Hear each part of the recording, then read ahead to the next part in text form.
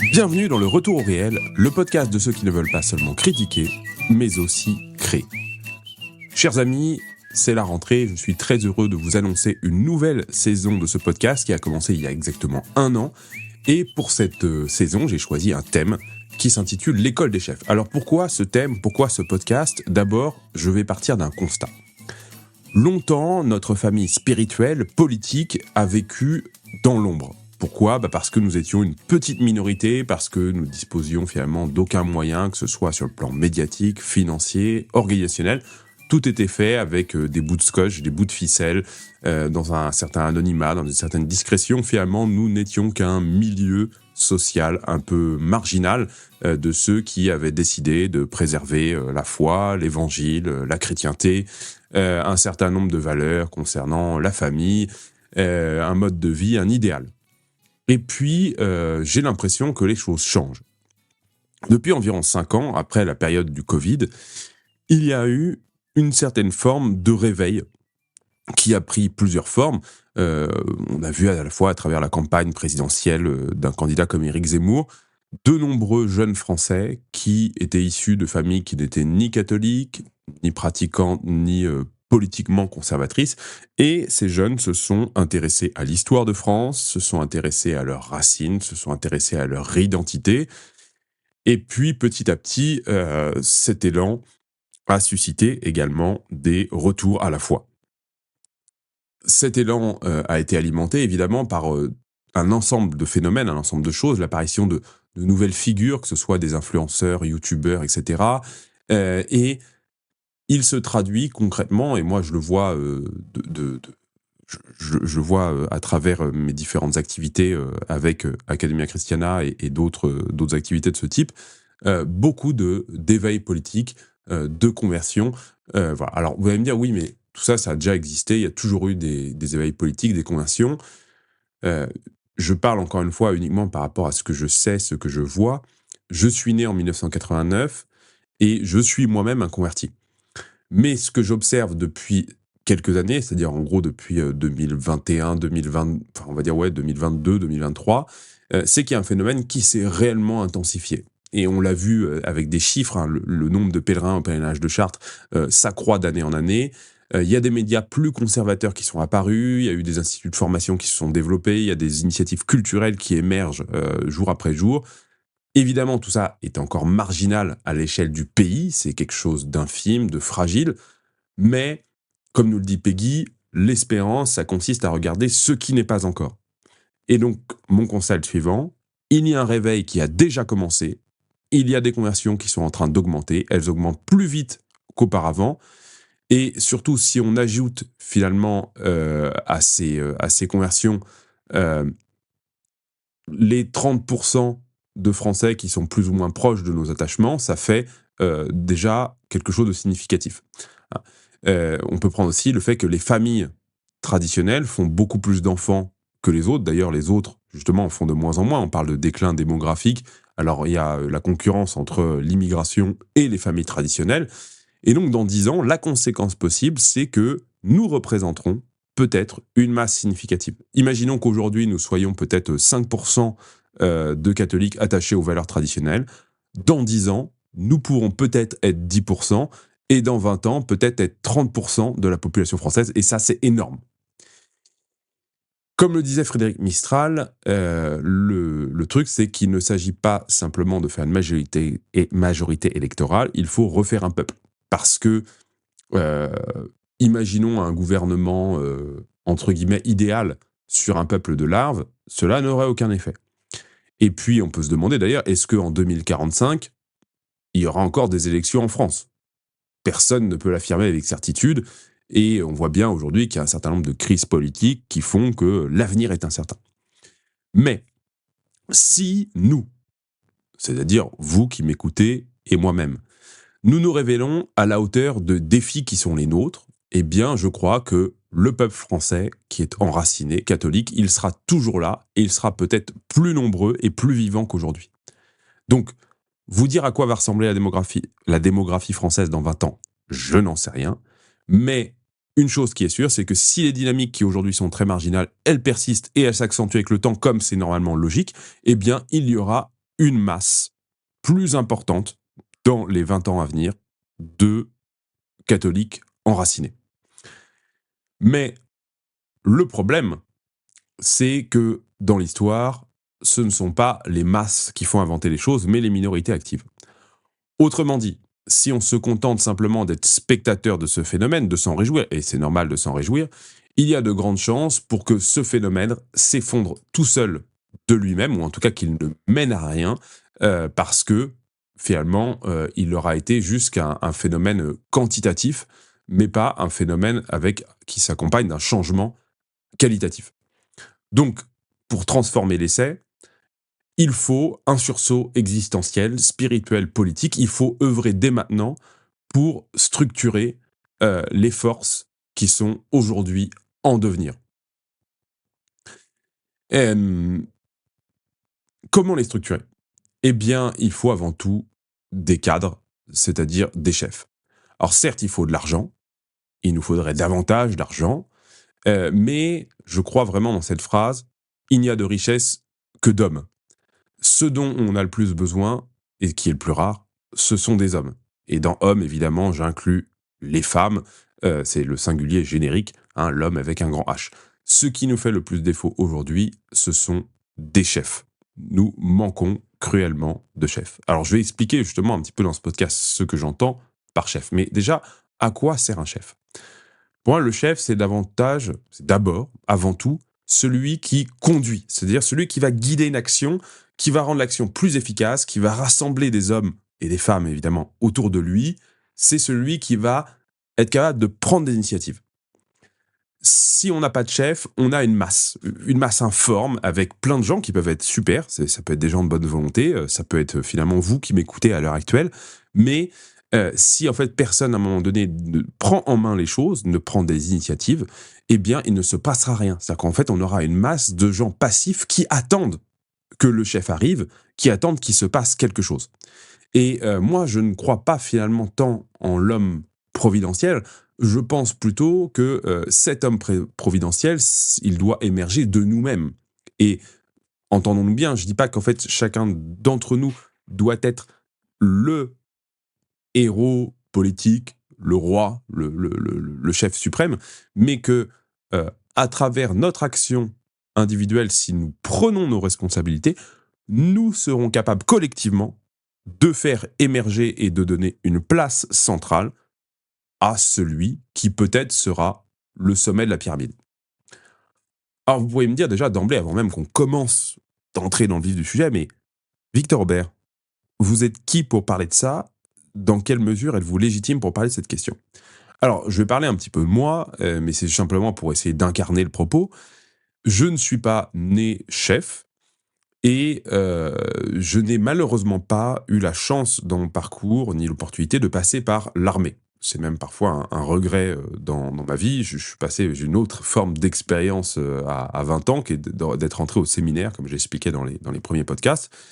Donc ça m'a fait acquérir une certaine forme de rigueur, mais je n'ai pas connu effectivement l'expérience de la hiérarchie militaire, de cette rigueur, etc., qui fait défaut aujourd'hui à l'ensemble de nos sociétés. Je pense que le service militaire et le lien avec la chose militaire me semble être une bonne chose en soi, même si voilà, parfois l'état des forces armées peut être décrié, déplorable. Néanmoins, il inculque en quelque sorte une certaine forme de sens, des responsabilités, de la rigueur, etc. Donc, quelles sont mes expériences de chef et d'hiérarchie ? Elles se sont faites d'abord à travers le scoutisme. Le scoutisme est d'une certaine manière un modèle calqué sur le modèle militaire, puisque il y a des aînés qui incarnent une hiérarchie, qui guident les plus petits, et puis il faut prendre des responsabilités, transmettre un art de vivre, c'est-à-dire le fait de vivre dans la forêt, en contact avec la nature, en étant capable de fabriquer son environnement soi-même et d'utiliser des outils avec ceux dont on a à disposition, s'orienter avec les étoiles, etc., etc. Alors, moi, dans mon expérience, justement, cette première expérience de l'autorité, cette première exercice qui va marquer un petit peu notre personnalité, entre 12 et 13-14 ans, je peux dire et avouer que j'ai plutôt subi j'étais encore un enfant et j'aimais pas du tout, la marche, enfin en tout cas, très courte. Dès que j'avais des ampoules aux pieds, voilà, je ne pensais qu'à ça et ça m'empêchait de marcher, je redoutais, d'avoir, les griffures des ronces sur mes mollets. La nécessité finalement de faire le moindre effort pour, tout, parce qu'au scout finalement on redécouvre la vie simple, la vie rude, et donc du coup, bah, pour boire, pour, l'eau, bah, il faut aller, chercher de l'eau et pour chercher de l'eau, bah, il faut remplir des bidons 5 litres qu'il va falloir porter sur, tout un chemin et cetera. Si on veut faire à manger, bah, il faut trouver du bois, donc il va falloir aller chercher du bois, allumer un feu. Tout ça me pesait et parfois il m'est arrivé de prendre des coups de pied au derrière, de faire l'objet de moqueries et puis, du coup d'être vraiment dans une attitude, un peu passive. Et puis soudain, il y a eu un déclic. Je ne sais pas forcément comment l'expliquer, je pense que c'est tout simplement ce qu'on pourrait appeler la maturité. Du jour au lendemain, j'ai compris. J'ai tout compris, j'ai compris qu'en gros, si je gardais cette attitude passive et qui du coup dépendait que de moi, en fait, à un moment donné, soit on subit les événements, soit on décide d'agir sur eux, eh bien, j'allais subir tout comme une épreuve et c'était un cercle vicieux parce que finalement, plus on se plaint, plus finalement on cherche à échapper à l'effort, plus l'effort revient et devient un effort encore plus insupportable qu'il l'était auparavant, etc. Donc, j'ai totalement changé d'attitude et en fait, à partir de ce moment-là, je me suis dit, en gros, tu ne vas t'épanouir, tu ne vas être heureux que si tu rends service. Et donc, je me suis mis à rendre service partout, c'est-à-dire, je n'étais pas encore chef, hein, mais voilà, sans même qu'on me demande, je faisais la vaisselle, sans même qu'on demande, j'allais faire, une corvée de bois, une corvée d'eau et cetera. J'ai totalement arrêté de m'écouter et je peux dire ça a radicalement changé ma vie. C'est-à-dire qu'avant, je prends l'exemple de la course, la course à pied. C'était un calvaire. C'est-à-dire qu'en gros, dès qu'il y avait, dans mon école, il y avait souvent un cross, de l'école et le cross de l'école, c'était vraiment le truc où dès que je commençais à être essoufflé, j'arrêtais de courir et du coup, je finissais, dans les derniers à marcher, comme une sorte de grosse serpillière. À partir de ce moment-là, en fait, j'ai compris que la limite, elle était dans ma tête. C'est-à-dire que certes, j'allais pas forcément devenir le premier du cross de l'école, mais néanmoins, arrêter de courir, ça, finalement, c'était moi qui le décidais. J'allais pas en fait, si je continuais à courir, même en étant essoufflé, même en ayant mal, j'allais pas mourir, en fait. Donc il fallait simplement, en gros, que je dépasse cette difficulté mentale, enfin physique évidemment, mais en gros que le mental, me pousse à la dépasser et du coup, bah, à partir de ce moment-là, finalement, je suis passé du dernier en sport au premier parfois dans certains sports, comme notamment, l'endurance à l'école. Donc ça, c'est juste pour, expliquer le passage et je reviendrai sur ce passage. En gros, en fait, qu'il y a 2 formes de mentalité et que une, on va dire, nous indispose totalement à l'exercice des responsabilités, tandis que l'autre nous ouvre sans pour autant forcément faire de nous, à proprement parler, déjà des chefs. Comment est-ce que je suis devenu chef dans ma vie? Déjà, après, sans chercher à le devenir. C'est-à-dire que c'est pas, j'ai eu aucune réflexion dessus auparavant. C'est un processus qui est très simple. J'ai été entouré, de jeunes garçons et filles de mon âge à 20 ans, 21, 22 ans et on était tous, on commentait l'actualité en, nous plaignant et en constatant un déclin de notre société.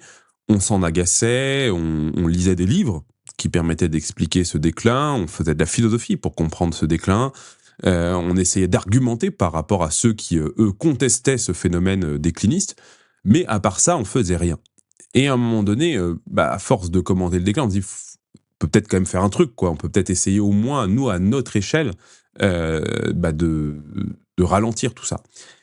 Et du coup, bah, on en vient à évoquer des solutions, des pistes et cetera. Mais en évoquant ces solutions, ces pistes, à un moment donné, personne n'envisageait quoi que ce soit. Personne ne faisait rien. Et donc, à un moment donné, le fait que personne ne fasse rien m'a énervé. Et donc, je me suis dit: «Bah, moi, je suis peut-être pas plus légitime que vous, mais je vais le faire».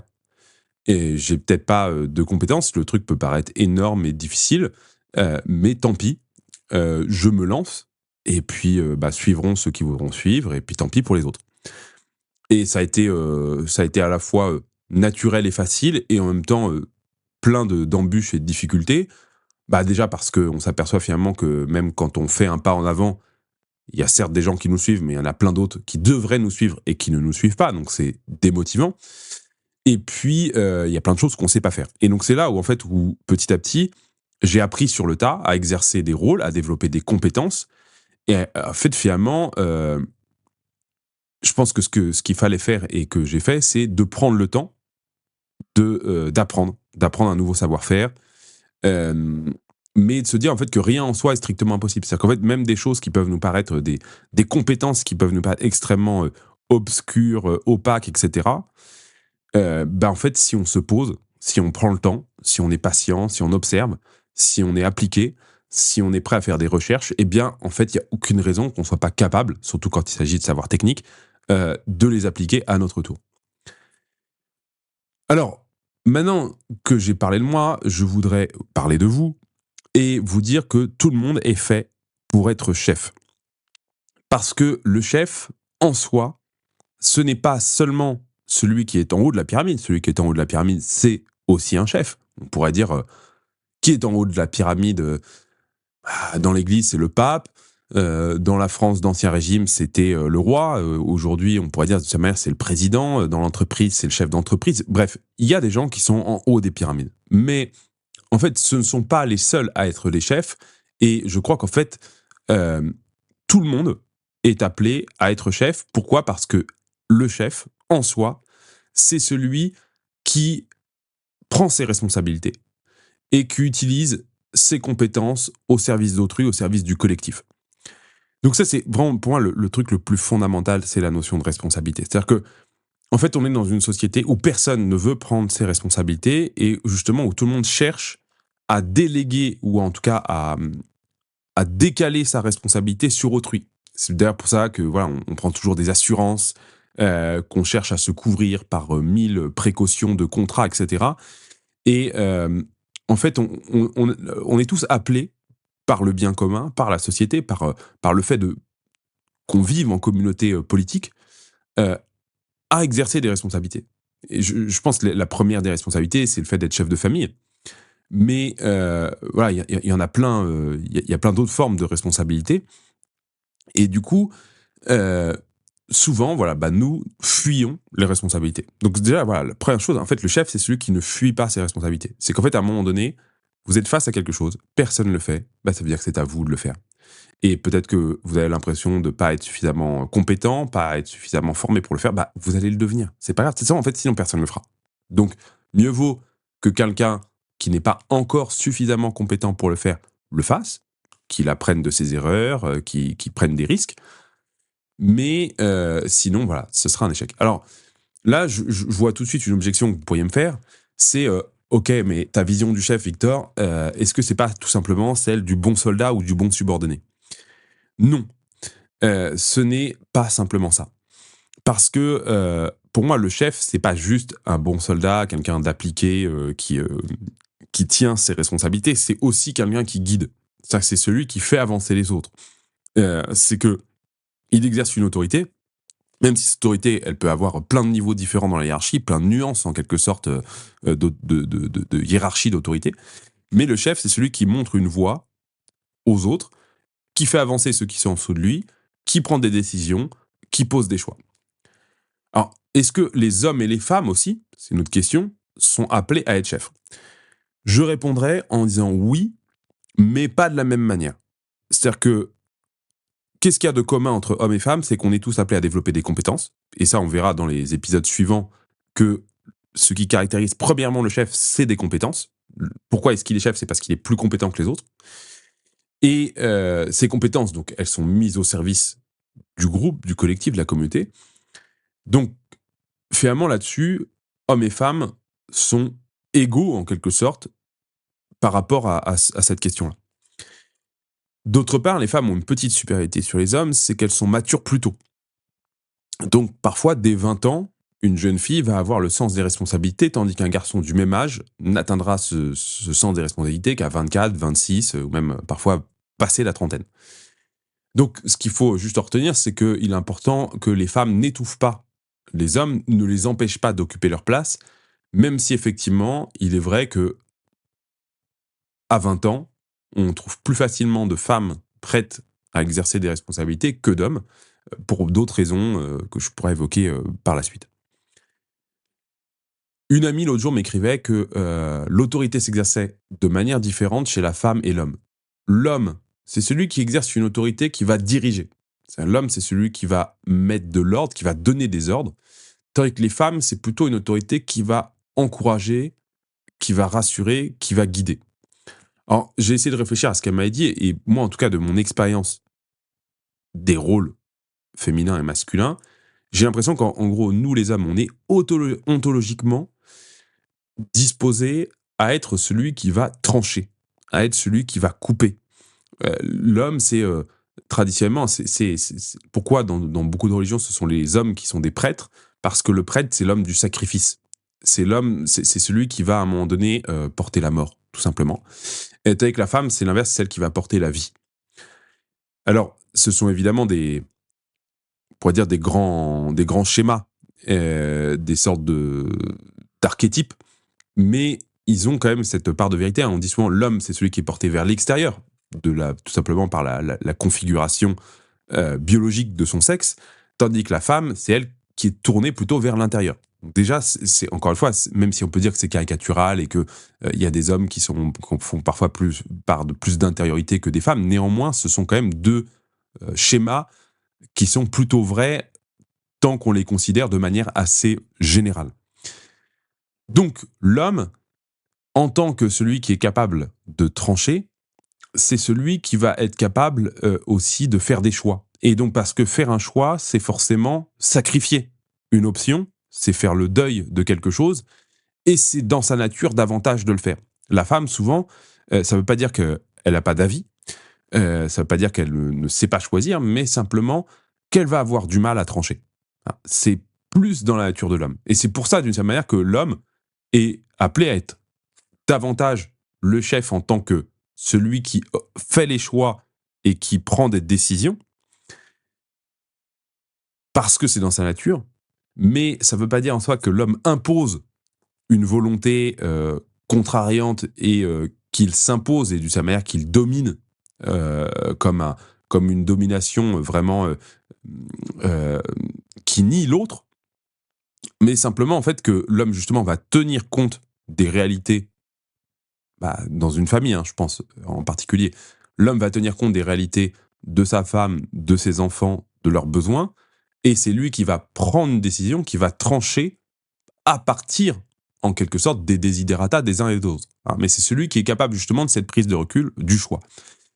La femme, elle va occuper des responsabilités, et en tant que mère de famille, déjà, c'est une responsabilité, mais il peut y avoir des femmes chefs d'entreprise, il peut y avoir des femmes qui exercent aussi une autorité, que ce soit même dans un couvent religieux, etc. Enfin, la femme a une autorité, a une responsabilité, mais elle est davantage, parce que c'est elle qui porte la vie dans ses entrailles, celle qui aime, celle qui protège, celle qui justement va accompagner, va guider, va être celle qui va, par son soin, exercer sa responsabilité. Évidemment, là-dessus, je serais tout à fait ouvert à une discussion plus approfondie sur cette distinction homme-femme dans l'exercice des responsabilités et dans le rapport à la figure du chef. Et si parmi vous, d'ailleurs, il y a des femmes qui seraient intéressées pour qu'on approfondisse cette discussion, je suis tout à fait, donc n'hésitez pas à me faire signe. Ce sera un plaisir d'en discuter avec vous et pourquoi pas de faire un podcast dessus. Je reviens au chef, de manière générique, qu'il soit homme ou femme. Le chef, c'est avant tout un serviteur. Et on voit bien, d'ailleurs, à travers la figure du Christ, le Christ dit « je suis venu pour servir ». Et il est le chef. Donc il y a vraiment un lien, c'est que le roi, toute figure seigneuriale de chef, c'est avant tout une figure qui est marquée par le service. Et justement, on voit aussi, là je fais un excursus théologique, mais le diable, dans l'histoire chrétienne, dans l'histoire du salut, c'est celui qui dit justement non serviam, je ne servirai pas. Et voilà, c'est pour moi, c'est vraiment là-dessus. Enfin, il y a une vraie méditation, une vraie profondeur sur cette notion de service. Le chef ne se sert pas lui-même, le chef, il se met au service d'une cause.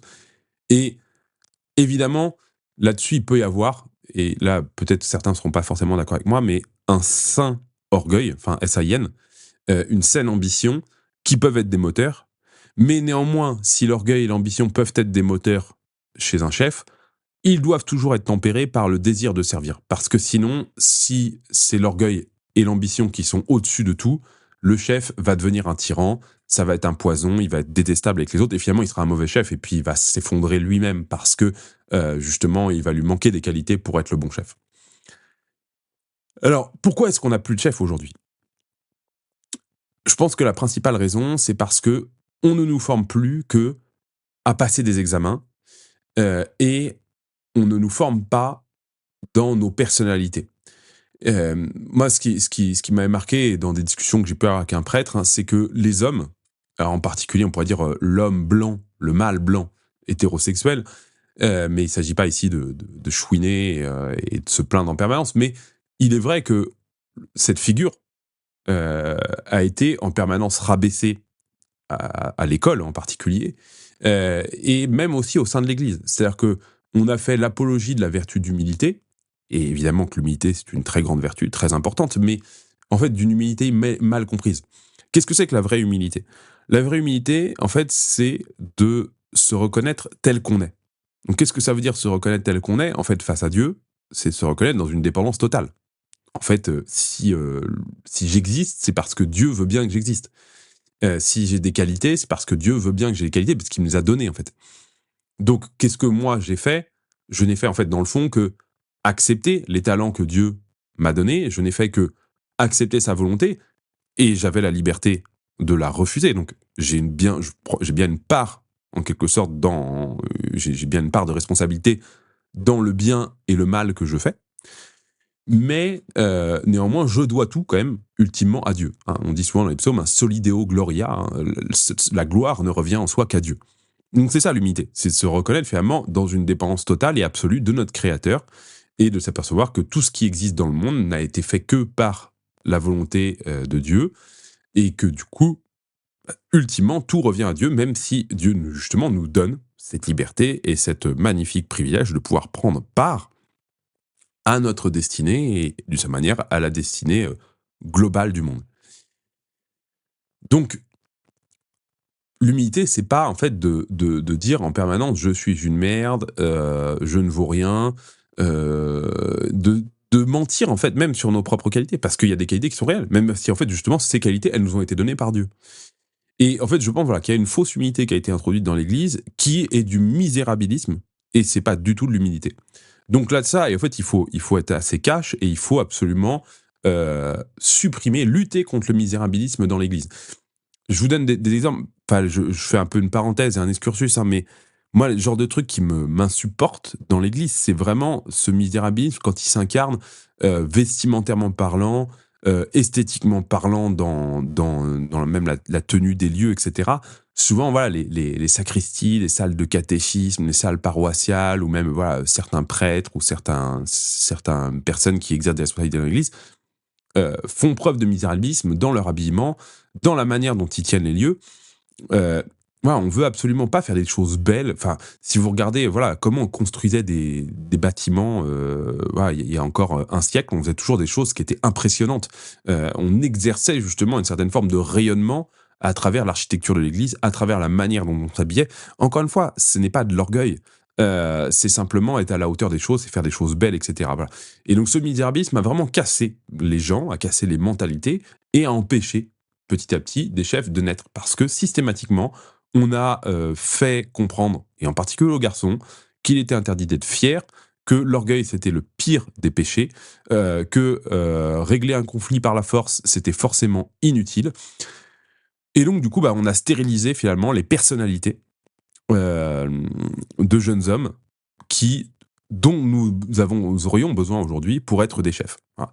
Et puis parce que l'école, c'est vraiment le creuset de uniquement en fait de compétences. Qu'est-ce qu'on nous enseigne aujourd'hui à l'école? Enfin, c'est juste d'être des machines à apprendre des trucs par cœur. Et en fait, ceux qui vont être des chefs, c'est ceux qui sont le plus capables d'apprendre des trucs par cœur et de les régurgiter. Enfin, c'est juste absurde. Donc, en fait, il y a bien, enfin, quand je parle en fait de ce sujet de chef, en fait, il y a un vrai enjeu politique. Hein. C'est que, en fait, concrètement, notre pays ne pourra s'en sortir que si nous formons des chefs et que les chefs sont les conditions du salut de la nation. Donc c'est, dans le fond, en fait, un truc hyper important. Et puis, deuxième raison aussi, dans cette absence de chef, c'est parce qu'aussi on nous apprend que même quand on exerce une autorité, hein, et ça c'est d'une certaine manière les chefs d'aujourd'hui, il ne faut surtout pas faire de vagues, il ne faut surtout pas prendre de risques, il faut pas faire d'histoire. Hein. Et ça, du coup, ça tue toute forme de courage, toute forme d'ambition, toute forme d'initiative. Hein, parce que dès qu'on part à l'aventure, évidemment, il y a des risques. Évidemment, il pourra y avoir des vagues, des histoires, des problèmes. Et ça, comme on est dans la société finalement de l'assurance permanente, voilà, on cherche absolument à se prémunir de tout risque, eh bien, on a castré les chefs. Alors, avant de parler vraiment du chef en soi, je voudrais d'abord vous dire que il y a des prédispositions psychologiques et morales qui vont vous permettre d'avancer dans la voie de l'autorité et du service, c'est-à-dire d'être des chefs. C'est ce que je vous disais tout à l'heure, finalement, quand j'ai parlé un petit peu de moi et de mon expérience au scout, où je vous ai dit, il y a eu un avant, il y a eu un après. Je pense, c'est encore une fois très schématique et binaire, mais qu'il y a dans la vie deux mentalités. Il y a ceux qui se lèvent le matin en étant malheureux et tristes, ceux qui, en gros, ont l'impression que leur vie est un échec, ceux qui vous disent qu'ils n'ont jamais de chance et que tout ce qu'ils font ne mène à rien. Et puis, il y a les autres. C'est ceux qui, en gros, se lèvent, pareil, le matin, ils ont dormi dans le même lit, mais... Enfin, dans le même lit, dans les mêmes conditions. Ils se posent aucune question, et ils se lèvent en se disant, finalement, quoi qu'il arrive, aujourd'hui, je dois conquérir le monde. Et, il y aura sans doute des embûches, des problèmes, mais je vais faire ma route d'aujourd'hui. Point barre. Et peut-être qu'ils n'arriveront pas à faire toute la route, ils vont peut-être finalement buter sur les mêmes difficultés que les autres, mais sauf que ils vont continuer. Où réside la différence entre ces deux types de personnalités, ces deux formes de mentalité? Elle réside, selon moi, dans la manière dont on va percevoir le tunnel. Je m'explique. Je trouve que c'est un exemple parlant, il m'est venu ce matin en prenant ma douche. Lorsque vous avancez dans un tunnel euh, et que ce tunnel est très long, on peut penser les tunnels qui passent sous les montagnes, eh bien, vous ne voyez pas la lumière du bout du tunnel devant vous. Vous voyez une lueur derrière vous, mais devant vous, c'est juste du noir. Et du coup, forcément, on peut être tenté de se dire, mais en fait, est-ce que vraiment il y a une issue au tunnel? Est-ce que je ne suis pas en train, en fait, de m'enfoncer dans un cul-de-sac? Donc, on peut être tenté de reculer. Et je dirais qu'en fait, ceux que j'ai évoqués en premier, c'est-à-dire ceux qui se lèvent le matin en disant, en fait, tout va mal, le monde est méchant avec moi, je suis un échec permanent, mais c'est pas que de ma faute, c'est la faute de la chance qui ne me sourit pas. Eh bien, en fait, ils vont juste regarder derrière eux et ils vont faire demi-tour, ils vont abandonner leur marche dans le tunnel. C'est toutes ces personnes qui vont entreprendre des études sans jamais les finir, qui vont commencer un métier mais s'arrêter dès que ça devient un petit peu compliqué, c'est ceux qui vont lancer des projets mais sans jamais les mener à terme. Voilà, ce sont des gens qui, en fait, dès que les difficultés leur paraissent insurmontables, qui abandonnent tout. Et du coup, qu'est-ce qu'ils font? Ils reviennent au point de départ, et du coup, ils ont l'impression de rater leur vie, et c'est pas forcément qu'une impression, même si souvent on rate jamais sa vie totalement, il y a toujours des choses qui sont... Voilà. Et du coup, ils abandonnent systématiquement tout parce qu'ils n'ont aucune persévérance. À force de revenir au point de départ, ça n'avance jamais et voire même ça recule. Parce que du coup, forcément, quand vous avez entrepris 2-3 fois de rentrer dans un tunnel et qu'à chaque fois vous avez fait demi-tour, après vous rentrerez plus jamais dans aucun tunnel. Et donc, vous n'aurez plus aucune chance de sortir du tunnel. Donc, il y a d'autres personnes qui, elles acceptent d'avancer dans le noir du tunnel, elles acceptent de continuer même si elles voient rien, et puis elles vont finir par voir de la lueur, et puis elles vont finir par sortir du tunnel, et elles vont dépasser les difficultés. Voilà. Et du coup, ces gens-là ne sont pas forcément plus forts, c'est juste que, à un moment donné, c'est juste une question finalement de mentalité, c'est juste à un moment donné, ils vont dire, en gros, je continue. C'est ce que je vous disais moi quand avec la course. Hein, en fait, à un moment donné, j'étais pas forcément très fort. J'étais encore un enfant, enfin qui commence à sortir un peu de l'enfance, avec le petit gras des joues d'enfant, voilà, un peu encore potelé de l'enfance. Et finalement, est-ce que j'arrête de courir? Est-ce que je continue de courir? Dans le fond, en fait, tout est dans ma tête. C'est que je suis essoufflé. Si je continue, je vais continuer à être essoufflé, mais au final, je vais pas mourir. C'est tout à fait rationnel en soi. Enfin voilà, c'est juste à un moment donné un déclic mental qui fait que on décide d'avancer ou on décide de reculer. On décide de se plaindre ou on décide d'avancer. Voilà, je dirais que c'est vraiment une question. Dans le développement personnel, on dit de mindset. J'aime pas trop les anglicismes, mais voilà, c'est vraiment un état d'esprit que qui dans le fond ne dépend que de nous. Encore une fois, tout ça fait écho au stoïcisme. Hein. Je vous renvoie pour ceux qui connaissent pas à vous intéresser à ce courant philosophique qui a été sans doute le grand soubassement moral du catholicisme. Mais le stoïcisme, c'est de se dire en fait finalement, je ne m'occupe que de ce qui dépend de moi. Et bah, du coup, dans la vie, il peut y avoir plein de choses qui dépendent pas de moi, enfin, des circonstances autour. Et j'essaye de faire ce que je peux avec ce que j'ai entre les mains, et je ne m'attriste pas de toute façon de choses que je ne pourrais pas faire parce qu'elles ne dépendent pas de moi. Donc en fait, ça ne sert à rien de me torturer, de me dire que c'était. J'ai pas les moyens d'agir dessus, donc je m'en occupe pas. En fait, ça ne rentre pas dans le cadre de mes préoccupations.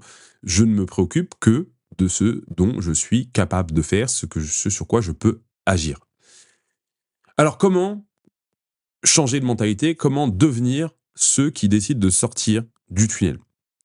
Il faut d'abord mettre de l'ordre dans sa vie.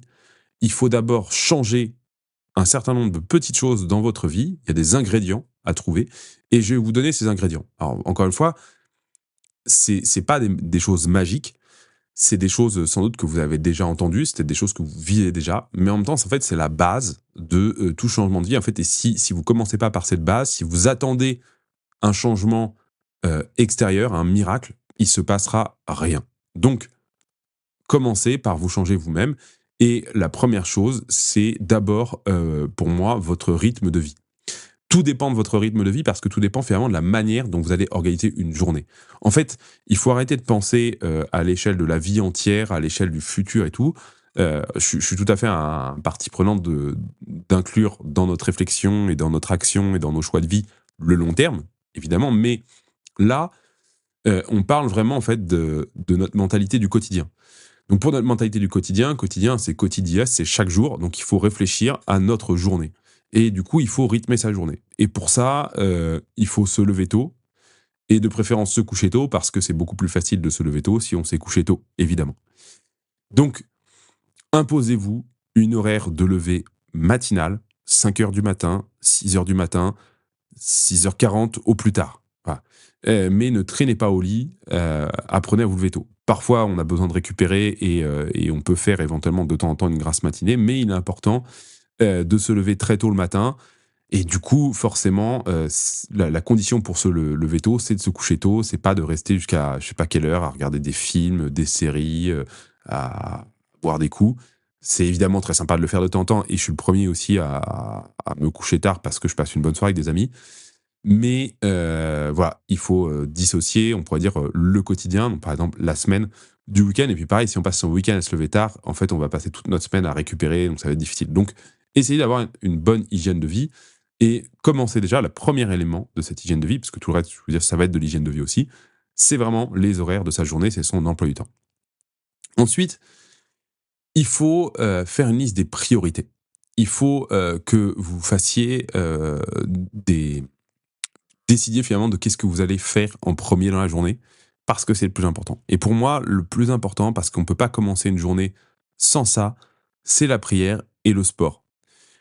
Il faut se lever tôt pour prier et pour faire du sport. Commencez vos journées par un temps en silence de prière. Prenez un livre de prière, mettez-vous dans votre chambre, dans un endroit calme, dans votre bureau, je ne sais où, et lisez l'Évangile, lisez l'imitation de Jésus-Christ, lisez un livre spirituel, méditez, parlez à Dieu, 10 minutes, un quart d'heure, 20 minutes, une demi-heure, une heure, enfin voilà, faites-le, c'est hyper important, mettez-y les bonnes conditions, allumez une bougie, essayez d'avoir un crucifix, une belle image, pour vous recueillir, pour prier.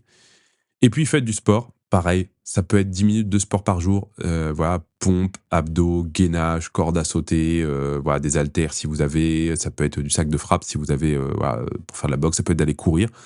Mais faites du sport avant de prendre vos douches du matin. 5, 10, 15, 20 minutes, une demi-heure. Parfois, mieux vaut faire peu pour être sûr de faire tous les jours, plutôt que de vouloir faire des trucs de fou. Chacun dose, chacun, il faut commencer petit. Donc commencez petit au début, priez 5 minutes et faites 5 minutes de sport. Et puis après, vous doublerez, vous triplerez, etc. Sortez aussi des routines négatives des addictions, hein. En particulier, l'alcool, le tabac, les écrans, la paresse, pour certains peut-être aussi la pornographie. Tout ça, il faut mettre des règles là-dessus, voire même, enfin des règles qui peuvent être 0 tout simplement, hein, mais il faut absolument régler tout ça parce que c'est ces addictions qui nuisent à tout le reste. Euh, Évidemment, enfin, j'aurais pu évoquer la drogue, hein, pour moi, qui est la pire de toutes les addictions. Mais voilà, tout le reste, c'est des petites drogues et quand même qui vous tuent à petit feu. Alors, encore une fois, je suis pas en train de vous dire que, par exemple, pour l'alcool, il faut arrêter totalement de boire. Je suis le premier parfois même à boire aussi tous les jours quand je suis avec du monde. Donc voilà, je suis pas. Je vais essayer dans tous ces podcasts, hein, toujours de jamais prêcher des choses que je ne fais pas moi-même. Donc, tout ce que je vous ai dit précédemment, je le fais, pas toujours parfaitement, mais c'est en tout cas l'objectif que je vise et que je m'impose dans la plupart des cas. Donc sur l'alcool, vous pouvez vous dire, voilà, mettre une règle qui peut dire de faire un jour sans. Ne serait-ce que voilà, parce que c'est important de savoir que vous êtes capable de faire une pause, d'arrêter, et idéalement plus. Pareil, fumer, si vous n'arrivez pas à arrêter de fumer demain, essayez de vous fixer une règle qui peut dire, par exemple, je ne fume pas avant le soir, je ne fume pas de clope le matin, je fume pas quand je suis tout seul. Voilà, j'en sais rien. Faites-vous une règle. C'est pas forcément évident. Moi aussi,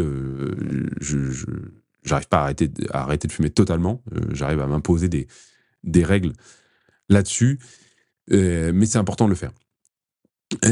Pour la pornographie, je pense que la meilleure manière de lutter contre, c'est non pas d'y penser et de s'obséder avec ça, c'est plutôt de chasser ça de son esprit. C'est-à-dire en gros déjà de faire suffisamment de sport pour être épuisé physiquement, parce que souvent c'est un peu ça qui travaille, c'est comme il y a un peu une forme de désir qui est souvent suscité par les hormones à l'adolescence, et puis travailler pour chasser en gros les pensées, les images obsédantes, et du coup faut toujours les remplacer par autre chose. Faut pas se dire en gros c'est impossible de pas penser à quelque chose. En revanche, c'est possible de penser à autre chose. Donc voilà, lisez des choses qui détournent votre esprit de ce qui vous rabaisse. Et puis ensuite, donc voilà, si je récapitule ce que j'ai dit, hein, premièrement, c'est son rythme de vie, donc les horaires de coucher, de lever. Deuxièmement, c'est mettre en priorité les choses les plus importantes, la prière et le sport, au commencement de la journée. Ensuite, c'est sortir des addictions. Et enfin, c'est de mettre de l'ordre chez soi.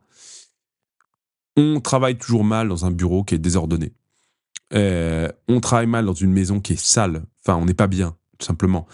Donc, commencez, avant même de vous mettre au travail, par ranger votre bureau, trier vos papiers, nettoyer s'il y a des trucs, des tâches, je sais pas, une tasse avec un reste de café qui traîne. Voilà. Faites la vaisselle. Aérez la pièce dans laquelle vous allez travailler. Et voilà, même le matin, ne quittez pas chez vous sans avoir fait votre lit, sans avoir rangé votre chambre, votre maison. Voilà. Et au travail, commencez d'abord, quand vous arrivez au travail, par faire une liste des tâches. Et ensuite, vous faites un emploi du temps. Et vous tenez à cet emploi du temps dans la mesure possible. Ce que me disait un prêtre une fois, c'est dans la vie, le plus important, c'est pas un programme, mais c'est une doctrine. C'est-à-dire qu'en gros, il faut parfois être capable de réussir à vivre, même si son emploi du temps a été chamboulé. C'est pas grave. On va réussir à se débrouiller pour faire autrement. Tant pis. Voilà. Traitez en priorité aussi vos mails, vos courriers, vos factures. Là, encore une fois, ceux qui collaborent avec moi savent parfois que je mets du temps à répondre à certains mails, que j'envoie pas toujours à temps les justificatifs de mes factures pour mes déplacements, etc.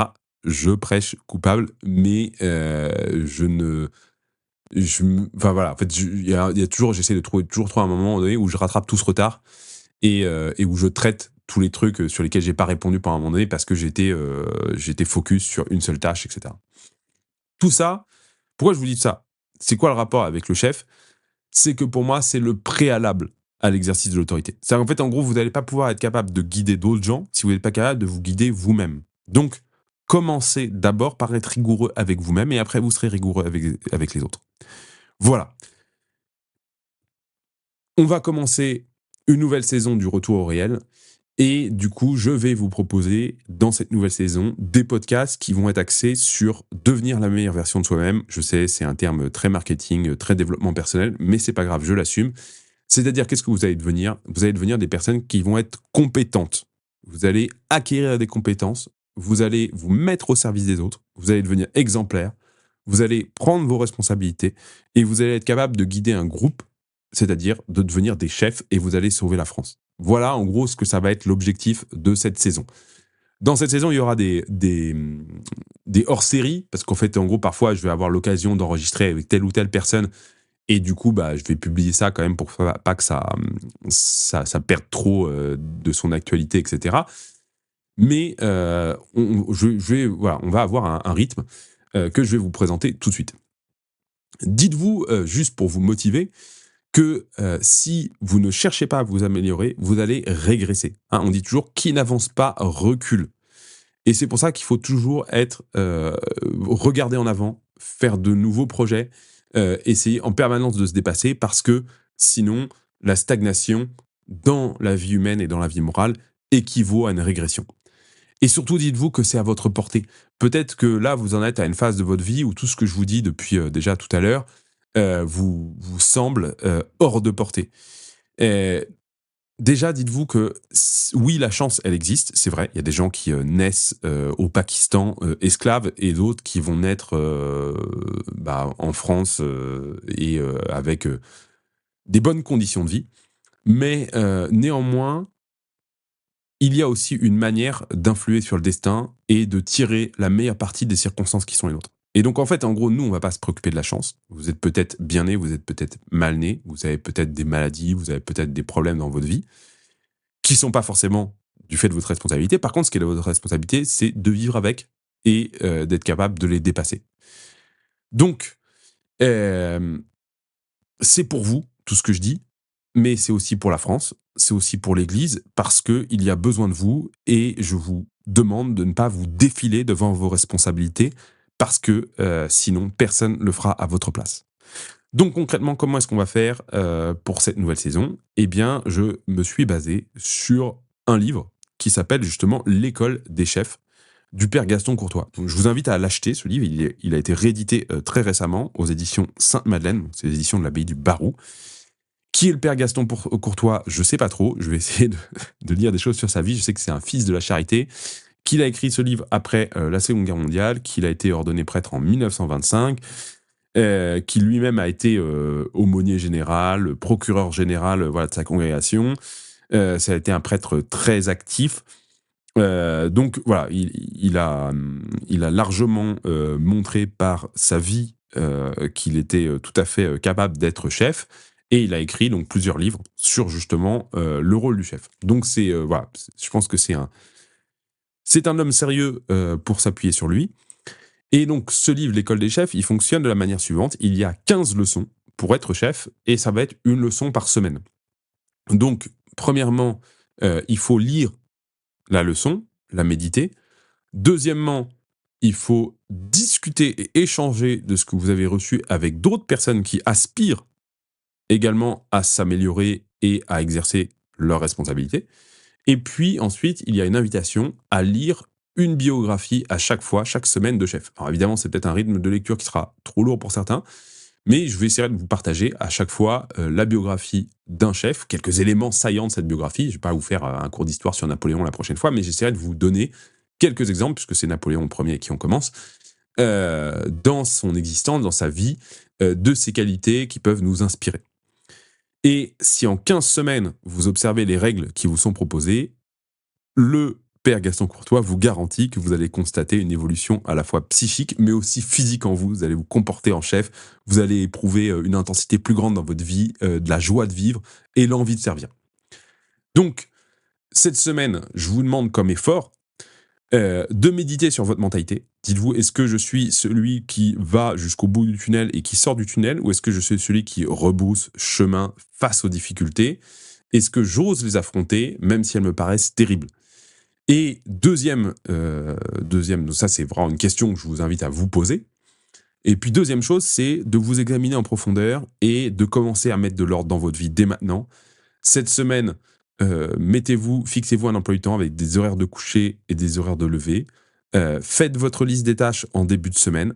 Intégrez cette liste des tâches à un emploi du temps et placez avant toute chose sport, prière, rangement. Je vais finir cet épisode en vous lisant la préface donc, du livre L'école des chefs. Et puis ensuite, je vous donnerai donc dans la description du podcast un certain nombre de références bibliographiques. Des chefs. Ce cri est devenu comme un lieu commun. Aujourd'hui, aussi bien dans les entreprises privées que dans les administrations publiques, aussi bien dans les mouvements de jeunesse que dans les organisations sociales, se pose une façon aiguë le problème des cadres. Et pourtant, le tempérament français, dans la richesse de ses tonalités, possède à un degré exceptionnel, l'histoire est là qui le prouve, les harmoniques qui font les vrais chefs.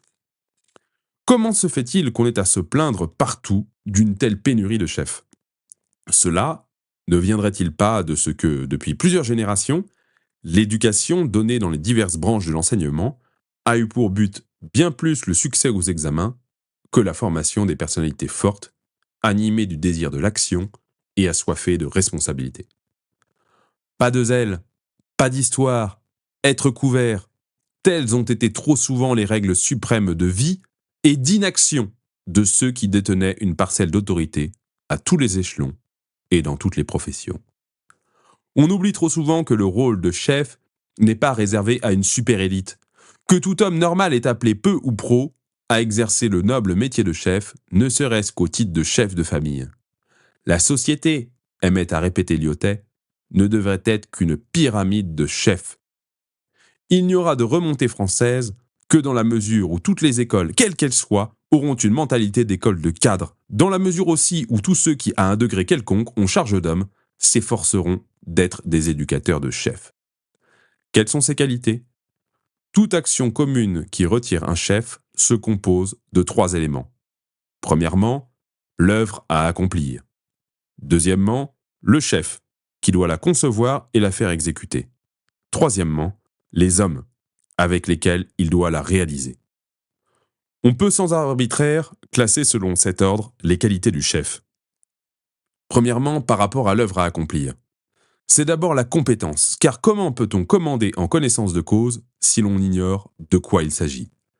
C'est aussi le sens du réel. Qui se paie de mots, se paie de vent. Qui se nourrit d'illusions, va au-devant de toutes les déceptions. Et ce sont les hommes qu'il aura à conduire qui en seront les premières victimes. C'est enfin la foi en la grandeur et en la beauté de sa tâche. Il faut croire à ce qu'on fait et s'y donner soi-même pour entraîner les autres à s'y donner aussi. Deuxièmement, les qualités du chef sont par rapport à lui-même. Le chef doit posséder la maîtrise de soi. Comment commander à autrui quand on est incapable de se commander à soi-même? Le détachement de soi. Commander, c'est servir. Qui se laisse dominer par son intérêt particulier aux dépens de l'intérêt général est infidèle à sa mission, puisque celle-ci lui a été confiée essentiellement en vue du bien commun. Enfin, l'esprit de décision et de ténacité. Qui ne sut décider, ne sut jamais conduire. Qui ne sait tenir bon, ne sait rien obtenir. Enfin, c'est le rôle du chef par rapport aux hommes. Les hommes dont le chef doit tenir compte dans la réalisation de sa mission peuvent se ranger en 3 catégories. La première de ces catégories, ce sont les supérieurs, vis-à-vis desquels il doit montrer de la déférence. Autorité mérite respect. Il doit leur montrer de la discipline. Qui veut se faire obéir doit commencer par donner l'exemple. De la dignité. Rien n'est plus contraire à la noblesse du chef que la flatterie ou la platitude. Deuxième type d'homme, ce sont les égaux, les chers collègues, vis-à-vis desquels il doit faire preuve d'un esprit de coordination, sans lequel aucune action d'ensemble n'est possible. D'esprit de compréhension, sans effort pour se comprendre, arriver à tirer dans le même sens, sans effort de cordialité, n'est-ce point cette petite goutte d'huile qui prévient rouilles, frictions et grippages? Et puis enfin, il y a les subordonnés, c'est-à-dire ceux qu'on a à charge de conduire et de guider, ceux qui ne peuvent rien faire sans vous, mais sans qui vous ne pouvez rien faire non plus, puisque c'est par eux que vous devez faire faire. Vis-à-vis d'eux, il faudra de l'autorité. C'est le propre du chef que d'ordonner, c'est-à-dire de mettre en ordre et de donner des ordres. Il faudra de l'équité. Un chef qui n'est pas juste ne saurait être qu'un tyran. Il faudra aussi du tact.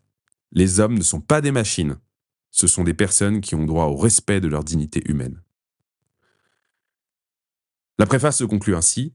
Ces qualités, on le voit, sont nombreuses et complémentaires. Leur dosage peut être varié selon les tempéraments et la mission propre à chacun. Mais s'il en manque quelques-unes, ce sont autant de failles qui suffisent à diminuer la valeur du commandement et le prestige de l'autorité. Puisse ce petit livre, sans prétention, aider les jeunes d'aujourd'hui à devenir les chefs de demain, ceux qui referont une France digne de son passé et de sa mission. Voilà, chers amis, je suis très heureux d'avoir entamé ce premier épisode. Je vous invite à ne pas oublier les règles que j'ai évoquées avec vous, les efforts qu'il va falloir mettre en place cette semaine si vous voulez vivre véritablement cette école des chefs, si vous voulez devenir les chefs dont votre pays a tant besoin. Je vous dis à la semaine prochaine pour la première leçon.